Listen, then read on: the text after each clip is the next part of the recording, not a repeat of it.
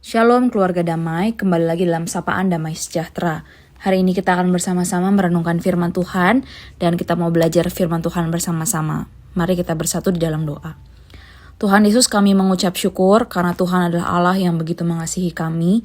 Engkau menuntun dan menyertai kehidupan kami. Di dalam anugerah Tuhan, dalam kekuatan yang Tuhan terus berikan dalam kehidupan kami bersyukur Engkau adalah Allah yang setia, yang selalu memelihara dan menolong kami. Kami saat ini mau belajar kebenaran firman Tuhan. Kiranya Tuhan sendiri tolong kami supaya kami boleh mengerti firman-Mu dan bisa melakukannya dalam kehidupan kami. Terima kasih Tuhan Yesus. Dalam nama Tuhan Yesus kami berdoa dan mengucap syukur. Amin. Keluarga damai, hari ini kita akan merenungkan kebenaran firman Tuhan. Kita akan belajar tentang siapakah Roh Kudus dan pekerjaannya di dalam kehidupan orang percaya. Saya mau mengajak setiap kita untuk membaca Yohanes 14 ayat yang ke-15 hingga ayat yang ke-26. Demikian bunyi firman Tuhan. Yesus menjanjikan penolong. Jikalau kamu mengasihi aku, kamu akan menuruti perintah-perintahku. Aku akan minta kepada Bapa, dan ia akan memberikan kepadamu seorang penolong yang lain, supaya ia menyertai kamu selama-lamanya, yaitu Roh kebenaran. Dunia tidak dapat menerima dia, sebab dunia tidak melihat dia dan tidak mengenal dia. Tetapi kamu mengenal dia, sebab ia menyertai kamu dan akan diam di dalam kamu. Aku tidak akan meninggalkan kamu sebagai yatim piatu. Aku datang kembali kepadamu. Sesaat lagi dunia tidak akan melihat aku lagi, tapi kamu akan melihat aku. Sebab aku hidup dan kamu pun akan hidup. Pada waktu itulah kamu akan tahu bahwa aku di dalam Bapa-Ku dan kamu di dalam aku dan aku di dalam kamu. Siapa saja yang memegang perintahku dan melakukannya, dialah yang mengasihi aku. Siapa saja yang mengasihi aku, ia akan dikasihi oleh Bapa-Ku, dan aku pun akan mengasihi dia, dan akan menyatakan diriku kepadanya.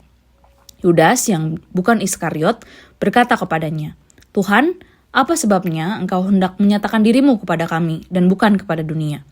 Jawab Yesus, jika seorang mengasihi aku, ia akan menuruti firman-Ku, dan Bapa-Ku akan mengasihi dia, dan kami akan datang kepadanya dan tinggal bersama-sama dengan dia.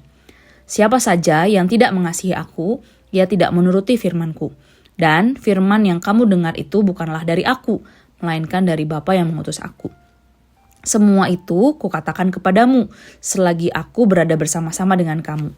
Tetapi penolong, yaitu Roh Kudus, yang akan diutus oleh Bapa dalam namaku, dialah yang akan mengajarkan segala sesuatu kepadamu, dan akan mengingatkan kamu akan semua yang telah kukatakan kepadamu. Sedemikian jauh pembacaan firman Tuhan kita. Bapak Ibu Saudara, ketika kita mendengar kata Roh Kudus, banyak orang Kristen yang seringkali masih merasa bingung. Ada yang mungkin membayangkan Roh Kudus hanya sebagai kuasa, perasaan rohani, atau sesuatu yang tidak terlihat dan bahkan sulit untuk dipahami.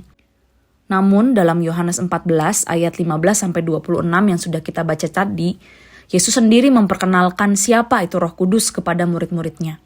Bagian ini disampaikan pada malam sebelum penyalipan. Murid-murid sedang berada di dalam keadaan ketakutan dan kesedihan karena Yesus berkata bahwa ia akan pergi meninggalkan mereka. Tetapi di tengah-tengah kegelisahan itu, Yesus memberikan penghiburan kepada para muridnya. Dia berkata bahwa dia tidak akan meninggalkan mereka sendirian. Ia akan mengirimkan Roh Kudus untuk menyertai mereka selama-lamanya. Bapak Ibu Saudara, Yesus berkata bahwa Bapa akan memberikan seorang penolong yang lain kepada murid-muridnya. Kata penolong berasal dari bahasa Yunani yang artinya parakletos, yang berarti penolong, penghibur, pendamping, atau bahkan pembela. Melalui perkataan ini, Yesus sedang menunjukkan bahwa Roh Kudus bukan hanya sekedar energi rohani atau kekuatan impersonal, melainkan dia adalah pribadi Allah yang hidup dan aktif bekerja dalam kehidupan setiap orang percaya. Ia hadir untuk menyertai, menolong, dan memimpin umat Tuhan. Kehadiran Roh Kudus menjadi bukti bahwa Allah tidak meninggalkan umatnya berjalan sendirian. Dalam kehidupan sehari-hari, kita mungkin sering merasa lemah, takut, bingung, atau tidak tahu harus melangkah kemana. Namun Tuhan Yesus mengingatkan bahwa Allah Roh Kudus hadir sebagai penolong yang setia. Ia menyertai kita bukan hanya pada saat ibadah atau pelayanan, tetapi di dalam kehidupan sehari-hari kita. Roh Kudus yang diam di dalam hati orang percaya juga menjadi janji yang sangat indah yang Tuhan Yesus katakan kepada setiap murid-muridnya dan bahkan juga kepada setiap kita. Dalam perjanjian lama, roh Allah seringkali datang atas seseorang pada waktu tertentu untuk tugas tertentu. Tetapi melalui karya keselamatan yang dilakukan oleh Yesus Kristus, Roh Kudus diam di dalam setiap hidup anak-anak Tuhan. Artinya, Allah adalah pribadi yang begitu dekat dengan umatnya. Dia bukanlah pribadi Allah yang jauh dan tidak peduli, tetapi pribadi Allah itu hadir dalam setiap kehidupan orang percaya. Kehadiran Roh Kudus di dalam diri kita lah yang menjadi tanda bahwa kita ini adalah milik Tuhan. Karena itu, kehidupan kita sebagai orang percaya tidak lagi dipenuhi oleh dosa dan keinginan diri sendiri, melainkan kehidupan yang memuliakan Tuhan. Seringkali manusia mencari Tuhan hanya di tempat-tempat tertentu atau pada momen-momen tertentu. Tetapi firman Tuhan hari ini mengingatkan kita bahwa Roh Kudus yang tinggal di dalam hati dan kehidupan kita setiap harinya yang menolong kita dan mendorong kita untuk hidup berhati-hati, untuk hidup sesuai dengan tuntunan Roh Kudus dalam perkataan, pikiran, dan tindakan kita. Dalam Yohanes 14 ayat 26 yang tadi juga sudah kita baca bersama-sama, Tuhan Yesus berkata bahwa Roh Kuduslah yang akan mengajarkan kepada kita segala sesuatu dan mengingatkan kita semua perkataan Tuhan Yesus. Inilah pekerjaan Allah Roh Kudus yang bukan hanya memberikan penghiburan, tetapi juga membimbing setiap orang percaya pada kebenaran. Tanpa pertolongan Roh Kudus, kita sulit untuk memahami kehendak Allah dengan benar.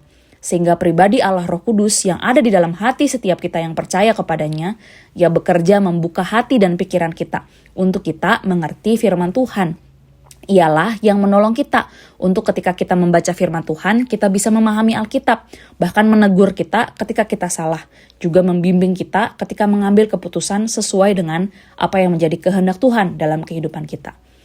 Kadang memang di dalam kehidupan kita seringkali merasa takut atau bingung, bimbang. Tiba-tiba firman Tuhan muncul begitu saja di dalam ingatan kita dan bahkan menguatkan hati kita. Bapak Ibu Saudara, itu merupakan salah satu pekerjaan dari Allah Roh Kudus di dalam hati kita yang terus mengingatkan kita kepada apa yang Tuhan Yesus katakan di dalam kebenaran firman-Nya. Oleh sebab itu, semakin seorang yang hidup dekat dengan firman Tuhan, semakin Roh Kudus nyata bekerja membentuk dan memimpin kehidupannya. Dan Bapak Ibu Saudara, bagian Yohanes 14 ini juga dimulai dengan perkataan, "Jikalau kamu mengasihi aku, kamu akan menuruti segala perintahku." Kehadiran Roh Kudus juga bukan hanya sekedar memberikan pengalaman rohani, tetapi kehadiran Allah Roh Kudus dalam kehidupan kita membawa kita untuk hidup di dalam kasih dan ketaatan kepada Tuhan. Roh Kudus bekerja mengubah hati kita. Dia menolong kita sebagai orang percaya melawan dosa, meninggalkan kehidupan lama kita, dan bahkan mendorong hidup kita untuk hidup bertumbuh semakin serupa dengan Kristus. Sehingga di dalam kehidupan kita sebagai orang percaya, karya Roh Kudus itu terlihat lewat perubahan hidup, perubahan karakter kita, yaitu munculnya kasih, kesabaran, penguasaan diri, dan kerinduan lainnya seperti buah roh yang tertulis di dalam Galatia 5. Kita hidup benar di hadapan Tuhan sebagai buah dari karya Roh Kudus yang terus bekerja di dalam hati kita. Bapak Ibu Saudara, seringkali orang-orang mengukur kepenuhan roh hanya dari pengalaman rohani yang luar biasa. Tetapi justru firman Tuhan pada hari ini mengingatkan kita bahwa tanda utama pekerjaan Roh Kudus dalam kehidupan kita adalah kehidupan yang semakin taat kepada Tuhan dan semakin mengasihi Tuhan, bahkan di dalam kehidupan kita mencerminkan karakter Kristus. Ada buah Roh Kudus di dalam kehidupan dan keseharian kita. Bapak Ibu Saudara, melalui Yohanes 14 ayat 15-26 ini, kita belajar bahwa Roh Kudus adalah pribadi Allah itu sendiri yang hadir untuk menyertai kita. Tinggal di dalam hati dan hidup kita untuk mengajar, mengingatkan kita akan firman Tuhan, dan memimpin setiap kita untuk hidup di dalam ketaatan. Sebab Yesus tidak meninggalkan murid sebagai yatim piatu. Sampai hari ini, Tuhan Yesus juga tidak meninggalkan kita berjalan sendirian. Oleh sebab itu, Bapak Ibu Saudara, sebagai orang percaya, mari kita belajar hidup peka terhadap pimpinan Roh Kudus, membuka hati kita kepada firman Tuhan, dan menyerahkan hidup kita untuk dipimpin oleh Roh Kudus setiap hari. Ketika Roh Kudus bekerja di dalam kehidupan kita, maka hidup kita akan semakin memuliakan Tuhan dan menjadi kesaksian bagi orang lain. Kiranya Tuhan menolong setiap kita. Mari Bapak Ibu Saudara, kita bersatu di dalam doa. Kami bersyukur ya Tuhan kalau Engkau memberikan kepada kami pribadi Allah Roh Kudus di dalam hati kami. Kami bersyukur untuk kehadiran Allah Roh Kudus yang menuntun kami, menyertai kami, mengajar, bahkan mengingatkan kami, memampukan kami untuk mengerti firman Tuhan, dan juga menuntun kehidupan kami memiliki kehidupan yang semakin serupa dengan Kristus. Tuhan, bekerjalah terus di dalam hati dan hidup kami, sehingga kami boleh semakin hari memuliakan Tuhan. Tolong kami ya Tuhan. Terima kasih Tuhan Yesus. Di dalam nama Tuhan Yesus kami berdoa dan mengucap syukur. Amin. Tuhan berkati Bapak Ibu Saudara.